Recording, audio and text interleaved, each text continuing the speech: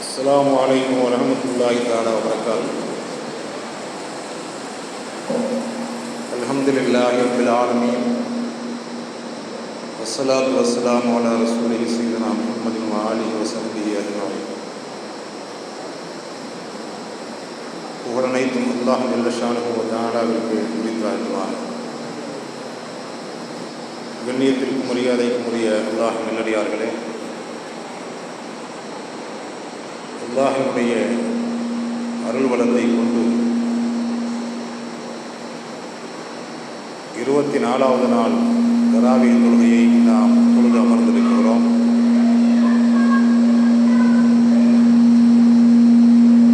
அல்லாஹ் செய்த மாபெரும் கிருபையால்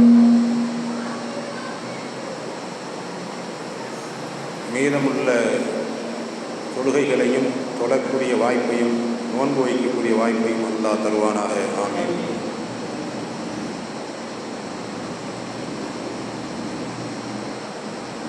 இத்துப்பு மினன்னார் என்பதில் சில தினங்களே இருக்கக்கூடிய இந்த காலகட்டத்தில்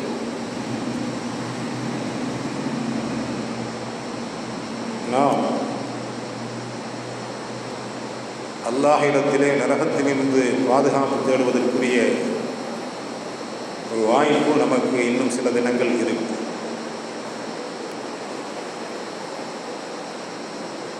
நம்முடைய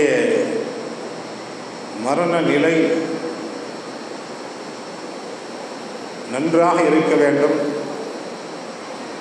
நம்முடைய உயிர் பிரியக்கூடிய நேரத்தில் சிரமங்கள் இல்லாமல் பிரிய வேண்டும்.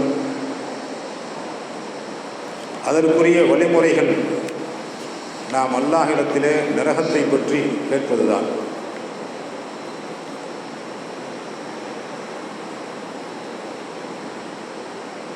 அப்துல்லாஹ் இப்னு உமர் ரலியல்லாஹு அன்ஹு சொல்லுவார்கள், நபிகள் பெருமானார் ஸல்லல்லாஹு அலைஹி வஸல்லம் அவர்கள் கூறியதாக சொல்லுவார்கள், ஒரு மனிதனுடைய மரண தருவாயில் அவன் கபரிலே இருக்கக்கூடிய நிலையை எடுத்து காட்டப்படுமா. சக்கராத்துடைய அந்த நேரத்தில் அவன் கபரிலே சென்று எப்படி இருப்பான் என்பதை அவனுக்கு மட்டும் எடுத்து காட்டப்படும். இப்போ நல்லவர்களாக இருந்தால் அவர்களுக்கு சுவர்க்கத்தினுடைய அந்த இன்பங்களை போன்று கபரிலே அவர்களுக்கு எடுத்து காட்டப்படும். அதை பார்த்து கொண்டே தன்னுடைய உயிர் பிரிவது கூட தெரியாது, அவ்வளவு லேசாக பிரியும். அந்த இன்பங்களை இன்னும் நமக்கு காட்டிக்கொண்டே இருக்கலாமே என்று நினைப்பான். சிலர் இறக்கும் பொழுது நான் பார்க்கலாம், பக்கத்தில் இருந்தால் சிலருடைய கண்களில் நீர் வடியும். சிலர்கள் கண்களெல்லாம் ரொம்ப கூர்ப்பாக பார்த்து கொண்டிருப்பார்கள். இன்னும் சிலர்கள் பக்கத்தில் இருந்தால் தெரியும், சிரித்ததை போன்று அவர்களுடைய முகமெல்லாம் இருக்கும். நாமே சொல்லுவோம், என்ன இவர் இறக்கக்கூடிய நேரத்திலே முகமெல்லாம் ஒரு மலர்ச்சியாக சந்தோஷமாக இருந்ததே, ஒரு அழகாக இருந்ததே என்று சிலரை பார்த்து நாம் சொல்லியிருக்கிறோம். சிலரை பார்த்து நாம் சொல்லுவோம், நன்றாக இருக்கும் பொழுது எப்படி அழகாக இருந்தால் முகமெல்லாம் இப்படி வாடி இருக்கிறதே என்று சொல்லுவோம். சில அறிகுறிகள் அந்த மரணத்தினுடைய சக்கராத்துடைய நேரத்திலேயே நமக்கு தெரியும். அப்போ அவர்களுக்கு உயிர் போகக்கூடிய நேரத்திலே எடுத்துக்காட்டப்படும். அந்த எடுத்துக்காட்டப்படக்கூடிய நிலையை அவர்கள் பார்த்து ஒன்று அழுவார்கள் அல்லது சிரிப்பார்கள். அவர்களுடைய முகம் சந்தோஷமாக இருக்கும் அல்லது மிக கவலை தோற்றமாக இருக்கும்.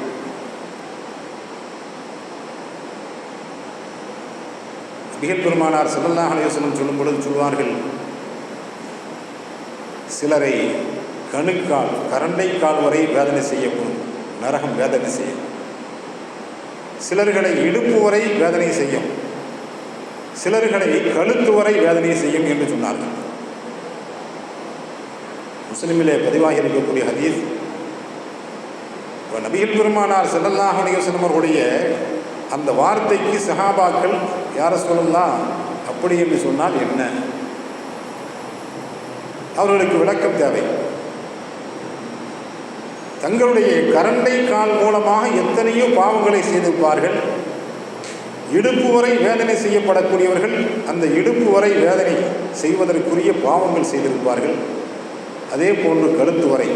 இப்போ அவர்களுடைய பாவத்தை பொறுத்து அவர்களுக்கு வேதனை செய்யப்படும். இது ஒரு வகையில் வேதனை, ஆங்காங்கே வேதனை செய்யப்படும். அதனால் தான் நாம் அடிக்கடி சொல்லுவோம், நீங்கள் துளைக்கு வந்தால் உங்களுடைய பேண்டு போட்டிருந்தாலும் சரி, அதை கொஞ்சம் மடக்கி விட்டுக்குங்க, கரண்டை காலுக்கு மேலே தூக்கி. கைலியாக இருந்தாலும் சரி, அதையும் கொஞ்சம் தூக்கிக்குங்க கரண்டைக்கு மேலே.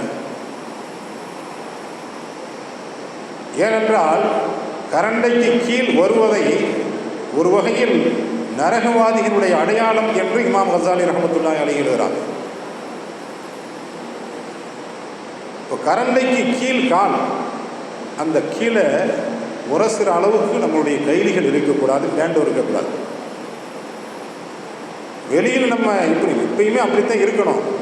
வெளியில் எப்படி இருந்துட்டாலும் இந்த தொழிலுக்கு வர போகக்கூடிய நேரத்தில் கொஞ்சம் அதெல்லாம் கொஞ்சம் கவனமாக நம்ம பார்க்கணும். நெத்தி படணும் தரையில். பலர்கள் நெத்தி படாத அளவுக்கு நல்ல தொப்பி இப்பி ஏதாவது போட்டு நல்லா வெத்த மாதிரி இருக்கட்டும், நெத்தியெல்லாம் வலிக்குது, இல்லை நெத்தி படணும்.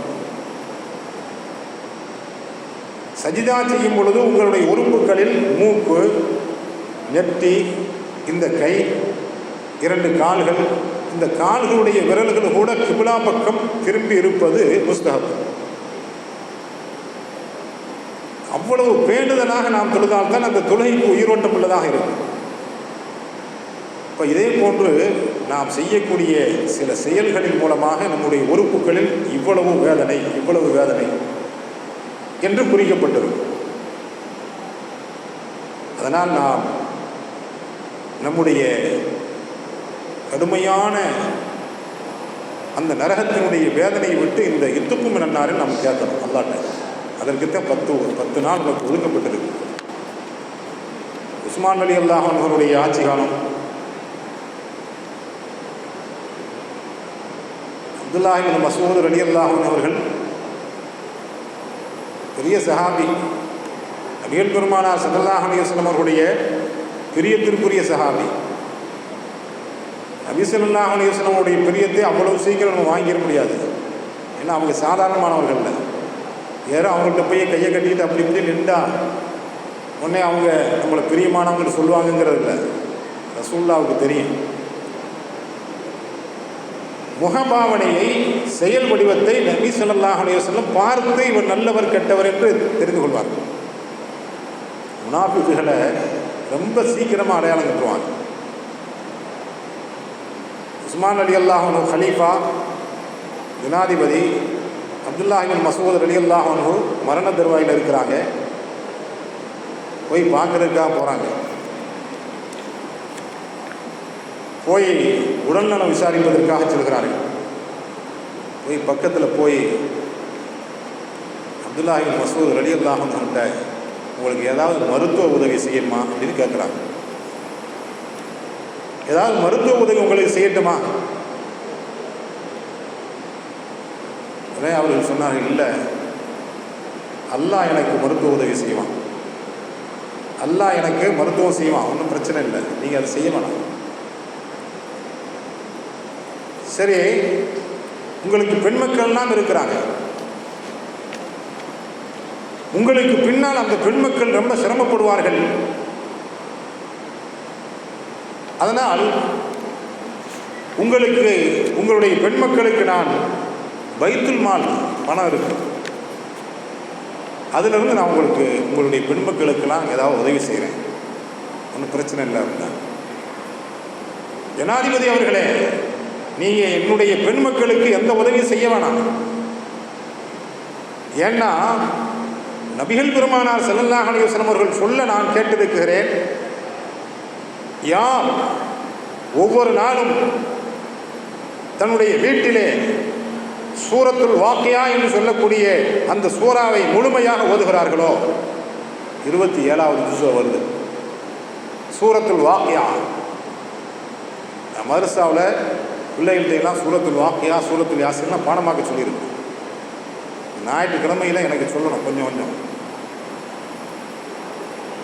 யார் சூரத்துல் வாக்கியாவை வளமையாக ஓதுகிறார்களோ அவர்களுக்கு எந்த ஒரு கஷ்டமும் வராது, வறுமையே அவர்களுக்கு வராது, எந்த உதவியும் யாரிடத்திலும் அவர்கள் கேட்க தேவையில்லை. அல்லாஹ் பரக்கத்தை கொட்டுன்னு கொட்டுவான். சூரத்துல் வாக்கியாவை ஓதிவார்கள். இப்போ அந்த சஹாபி சொன்னாங்க ஜனாதிபதி இடத்துல, நீங்கள் எதுவும் உதவியெல்லாம் செய்ய வேணாம், நபி ஸல்லல்லாஹு அலைஹி வஸல்லம் சொன்ன வாக்கு பொய்யாகாது. அவர்கள் சொல்லியிருக்கிறார்கள், என்னுடைய பெண் மக்களுக்கெல்லாம் அந்த சூறாவை நான் கற்றுக் கொடுத்திருக்கிறேன், மனனம் செய்திருக்கிறார்கள், ஒவ்வொரு நாளும் ஓதிக்கொண்டிருக்கிறார்கள், அதனால் வறுமையும் வராது, யாரிடத்திலும் உதவி கேட்க மாட்டார்கள். நீங்கள் பைத்துல் மால்ல இருந்தாலும் செய்ய வேணாம், வேற யாராவது ரொம்ப கஷ்டப்படுறவங்களுக்கு நீங்கள் செய்யுங்கன்னாங்க. மரணம் தருவாய். நாம் இது போன்ற எத்தனையோ காசு இல்லாத ஒரு பரக்கத், காசு செலவு பண்ணவே தேவையில்லை. நம்முடைய வீட்டுகளிலே ஓதுதான் ஒரு 10 நிமிஷம் ஆகும். நான் ஓதுனா 5 நிமிஷம், ஒரு 10 நிமிஷம் 1/4 மணி நேரம் ஆகும்னு வச்சுங்க. இதை வளமையாக ஓதி வாருங்க. இன்ஷா அல்லாஹ் அல்லாஹ் அவசியம் பரக்கத் செய்வான். ஏன்னா இந்த கடைசி 10 நாள் இத்துக்கும் மினன்னார், நரகத்திலிருந்து விடுதலை கிடைப்பதற்கு நாம் அல்லாஹ்விடத்திலே துஆ செய்ய வேண்டும். அதே நேரத்திலே அவனிடத்திலிருந்து பரக்கத்தையும் கேட்க வேண்டும். இந்த கடைசி 10 நாளில் சபையிலே அமர்ந்திருக்கிறார்கள். அபூ ஹுரைரா ரலியல்லாஹு அன்ஹு அறிவிக்கக்கூடிய ஹதீஸ், எல்லா சபையில் அமர்ந்திருக்கிறாங்க. திடீர்னு ஒரு சத்தம், திடீரென்று ஒரு சப்தம், கடுமையான சத்தம். எல்லா சஹாபிகளும் அதிர்ந்து விட்டார்கள். திடீர்னு நம்ம உட்கார்ந்து இருக்கும்போது கடுமையான ஒரு இடி. நம்ம சொல்லுவோம், இப்போ பக்கத்தில் எங்கேயே விழுந்திருக்கு இவ்வளவு சத்தம் அப்படிமா. உடனே சஹாபாக்கள்லாம் யாரை சொல்லலாம், என்ன பயங்கரமான ஒரு சத்தம், இந்த சத்தத்தை பற்றி உங்களுக்கு தெரியுமான்னு கேட்டாங்க. அல்லாஹ்வும் ரசூலும் தான் அறிவார்கள், எங்களுக்கெல்லாம் தெரியாது. நாங்கள் 70 ஆண்டுகளுக்கு முன்னால் நரகத்திலே தூக்கி இருந்த ஒரு கல் இப்போதுதான் போய் தரையை தொடுகிறது என்று ஸல்லல்லாஹு அலைஹி வஸல்லம் சொன்னார். நரகத்திலே ஒரு சின்ன கல்லை தூக்கி போட்டது, அந்த அடித்தளத்தை, அந்த ஆழத்தை இப்போதுதான் எட்டியிருக்கு, அந்த சப்தம்தான் இது என்று ஸல்லல்லாஹு அலைஹி வஸல்லம் சொன்னார்கள். அல்லாஹ் தஆலா அந்த கடுமையான பயங்கரமான பாதாள குழி, அந்த நரகத்திலிருந்து நம்மை எல்லாம் காப்பாற்றுவானாக. இந்த எத்துக்கும் மினன்னாரில் அல்லாஹ் தஆலா நரகத்தை விட்டு நம்மை காப்பாற்றுவதோ அந்த சூட்டிலிருந்து கொஞ்சம் கூட நம் மீது படாத வண்ணமாக அல்லாஹ் தஆலா காப்பாற்றி உயர்ந்த சுவர்க்கம், அவனுடைய அருளுக்குரிய கருணைக்குரிய அந்த இன்பமான சுவர்க்கம், சந்தோஷமான சுவர்க்கம், எப்போதும் ஒரே வயதிலேயே நிரந்தரமாக இருக்கக்கூடிய சுவர்க்கம், நாம் என்ன கேட்டாலும் கிடைக்கக்கூடிய அந்த சுவர்க்கம், அதிலே நாம் நுழையக்கூடிய உயர்ந்த பாக்கியத்தை அல்லாஹ் இந்த ரமலானின் பொருட்டால் தன்னுடைய அருளால் கருணையால் அல்லாஹ் வழங்குவானாக. ஆமீன் ஆமீன். வாஹிர் தஅவானா அல்ஹம்துலில்லாஹி ரப்பில் ஆலமீன். பிஸ்மில்லாஹிர் ரஹ்மானிர் ரஹீம். அல்ஹம்துலில்லாஹி ரப்பில் ஆலமீன். அல்லாஹும்ம ஸல்லி அலா ஸய்யிதினா முஹம்மதின் وعلى آل سيدنا محمد وبارك وسلم عليه. اللهم اقض حاجاتنا يا قاضي الحاجات واشف مرضانا وطول حياتنا برحمتك يا ارحم الراحمين. ربنا آتنا في الدنيا حسنة وفي الآخرة حسنة وقنا عذاب النار. صل على النبي محمد وآله وأصحابه أجمعين والحمد لله رب العالمين.